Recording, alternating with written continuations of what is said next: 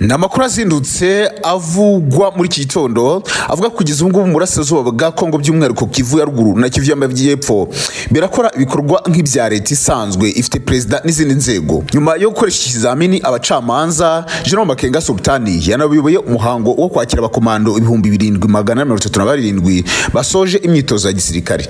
Nubwo hari ibiganiro hagati ya FC M23 na leta ya Kinshasa mu buryo bwo kumvikana ku guhagarika intambara, uruhande rwitwa urw'inyeshyamba rukomeje kwiyubaka mu bya gisirikare. Kuri iki cyumweru abakomando bashye mu 2737 basoje imyitozo ya gisirikare mu kigo cya Rumangabo. General Sultani Makenga yavuze ko bagomba kurangwa n'ikinyabupfura bakazabona igihugu cyose aho abaturage bamwe bakiri impunzi mu gihugu cyabo. Benshi muri abangaba basoje imyitozo ya gisirikare harimo n'abasirikare bahoze ari abareta ya Kongo bafatiwe ku rugamba biyemeza kwiyunga na FC M23. General Sultani Makenga yabwiye abasirikare kwambara ingofero berekana ko babaye ba FC M23.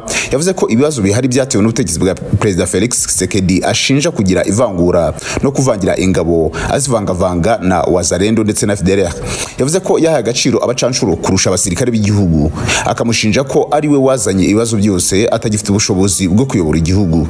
Ati muriteguye ngo tubohore igihugu, muriteguye ngo tubohore abanyekongo, birasaba ko murangwa n'ikinyabupfura mugatandukana n'ababandi. Colonel Nanga nawe yagaragaye muri video avuga ko yishimiye iki gikorwa cyo kwakira abakomando 2737, avuga ko bizabafasha kugira brigade enye ndetse avuga ko kubohora igihugu byatangiye kandi ngo bizanagera hose. Ayo na magambo ya General Sultani Makenga akaba umugaba w'ingabo za AFC M23. Raporo hari ibihugu duhangana nabyo by'ibihangange, ibitari bihangange nkatwe abaturanyi ari icyambere. Ngira ngo nk'u Rwanda twifuza amahoro, ngo dukore ibitureba bijyanye no guteza igihugu cyacu imbere. Ntawe twifuza kubangamira.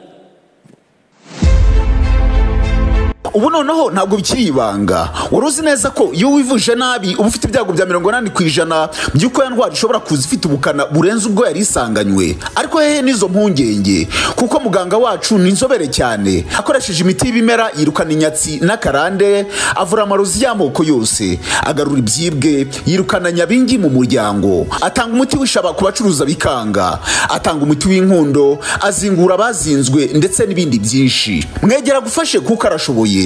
N'abari mu mahanga bose abaha serivisi. Muhamagare ushyize akamenyetso ko guteranya 250 7 8 0 2 7 nuhura nawe uzagenda utanga ubuhamya. Gusoza nagira ngo mbanze bashimire mwese inama nziza twagize, ibiganiro byiza babitanze, namwe mwese mwabikurikiye kandi mwagize uruhare mu gutanga umusanzu mu biganiro. Ibindi ndumva tutasubiramo ibyo duhora tuvuga buri munsi, ahubwo nuko hari abantu bahitamo kujya buri uko tuganiriye, uko tuvuye aha, abantu kwisuzuma bakarushaho gukora neza ibyo dukora. Ngira ngo bimaze kumvikana ku buryo budasubirwaho. Ngira ngo rero sinzi ukuntu umuntu yasubiramo bihagije kuvuga ngo muri ibi byose hari raporo, hari ibihugu duhangana nabyo by'ibihangange, ibitari bihangange nkatwe abaturanyi ari icyambere. Ngira ngo nk'u Rwanda twifuza amahoro, ngo dukore ibitureba bijyanye no guteza igihugu cyacu imbere. Ntawe twifuza kubangamira, nta n'uwo twifuza ko atubangamira. icya kabiri muri uku guhangana n'ibibazo byose mvuga kugira ngo ubivemo neza cyangwa uri muzima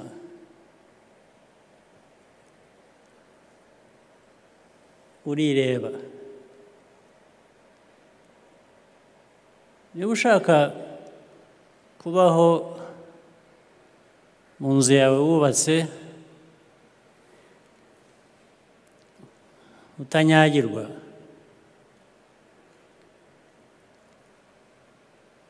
ntawe uza nijoro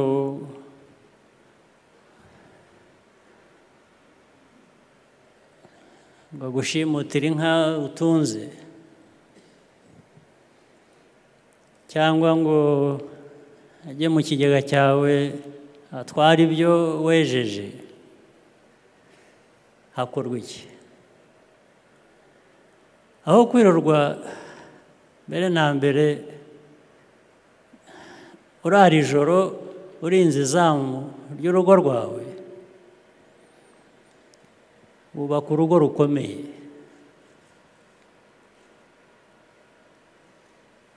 wubaka inzu ikomeye ifite imiryango ikomeye ndetse n'urugo rufite imyugariro ikomeye bituma abashimusi bataza ngo binjire ku buryo bworoshye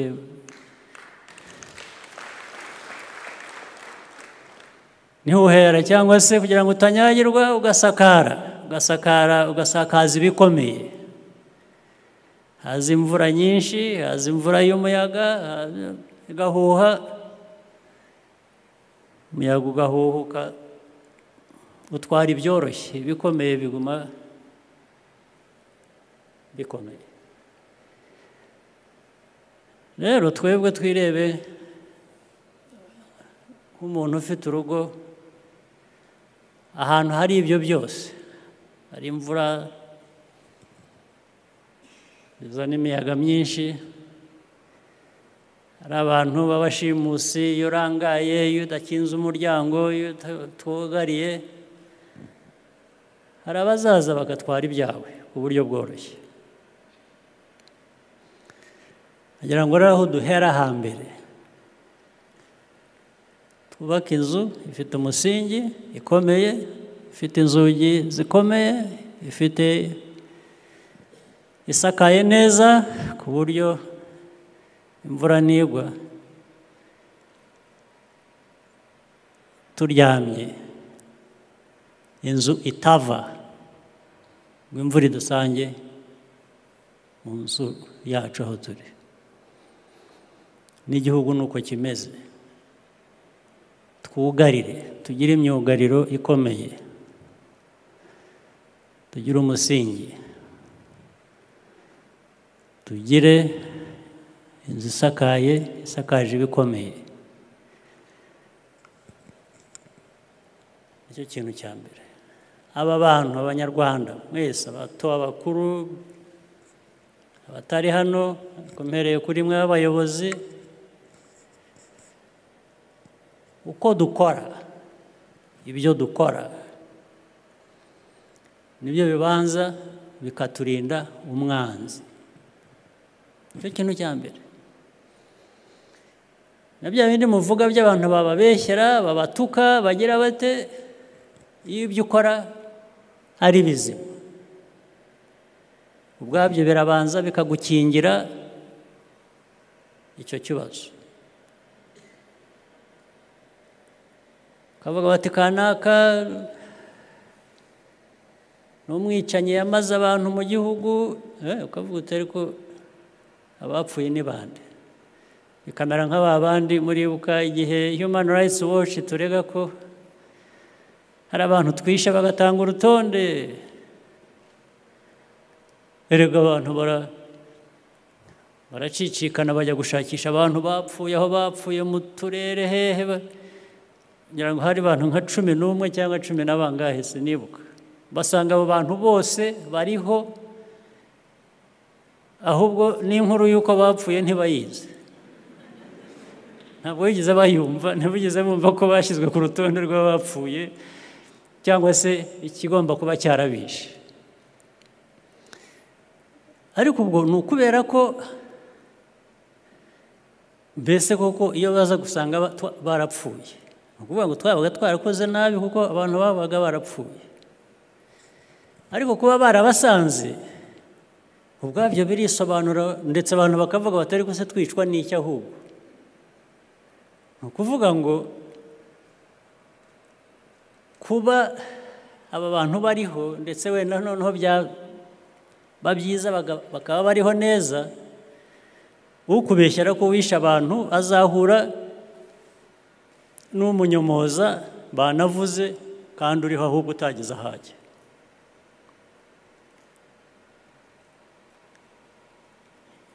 Nibavuga bati u Rwanda corruption yararwishe, abantu bariba baranyereza imitungo buri munsi baragira bate, bikaba ijwi ryirirwa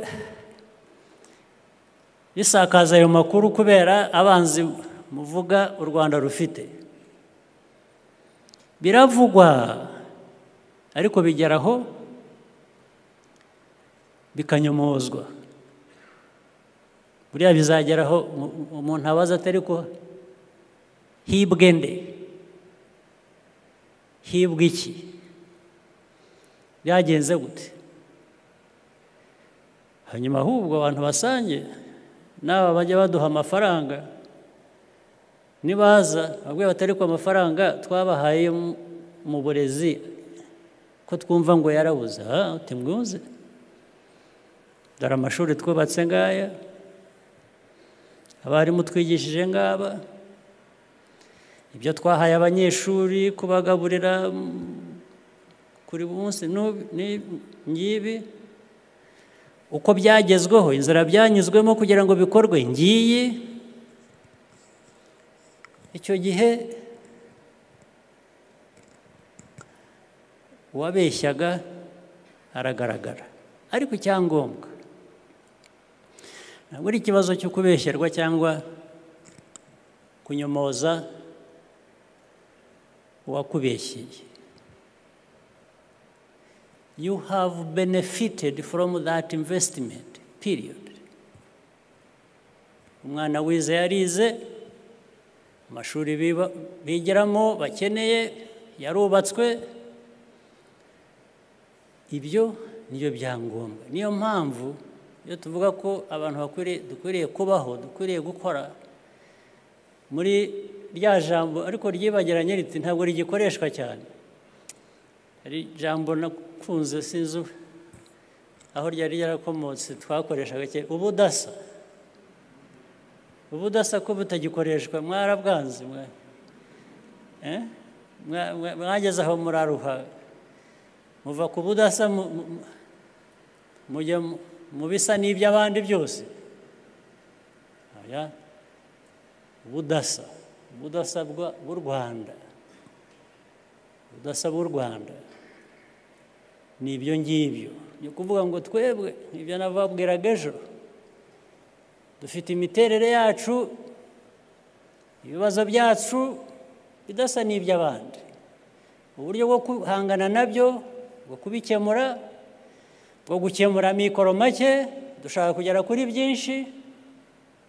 Ubudasa bwacu buduha ubu buryo bwo gukora gutya. Niko bikwiriye kuba bimeze. Ibindi nushaka kumera nk'abandi, tindakora nk'abandi kubera ko ariko bakora, ubwo ntabwo uzaba wuzuza inshingano za RPF z'uburyo dukwiye kuba dukora mu buryo dukorera u Rwanda mu buryo bw'ubudasa. Kandangize mvuga ngo rwose ayo mahoro dushaka turayashaka kugira ngo tubone ndetse uko twikorera ibyo tugomba gukora. Abaturanyi bacu benshi ariko ni bane gusa, kugira ngo abandi bose tumeranye neza, usibye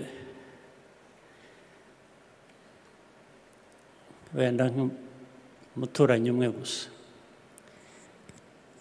kera bari babiri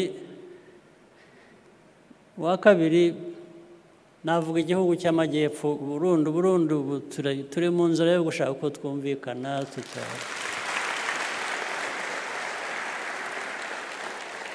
ariko ngira ngo ubu twe n'abarundi turashaka kubana nabo kandi bamaze kwerekana iyo nzira natwe turashaka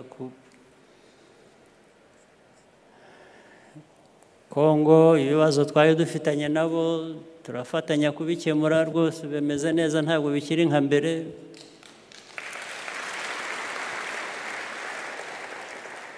Tanzania nta bibazo twigeze tugirana nabo turakorana nabo neza abaturanyi b'amajyaruguru badufiteho ikibazo n'ubu nabayeyo nabanye nabo nakoranye nabo ntabwo umbajije neza ngo nkubwire imizi yacyo ntabwo mbisobanukiwe bihagije ariko icyo narangirizaho cy'ibyo ngibyo yewe nzasakara inzu yanjye kugira ngo ntanyagirwa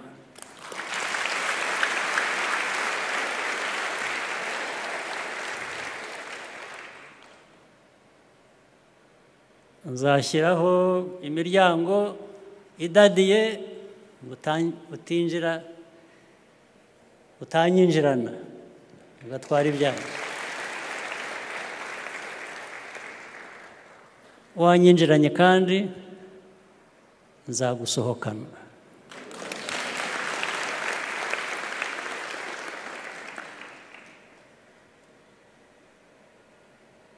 hanyuma tubane dushyire twizane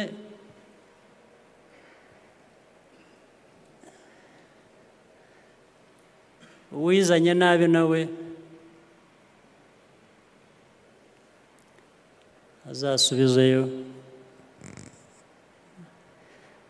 azasubizweyo mu buryo butarohanyije murakoze cyane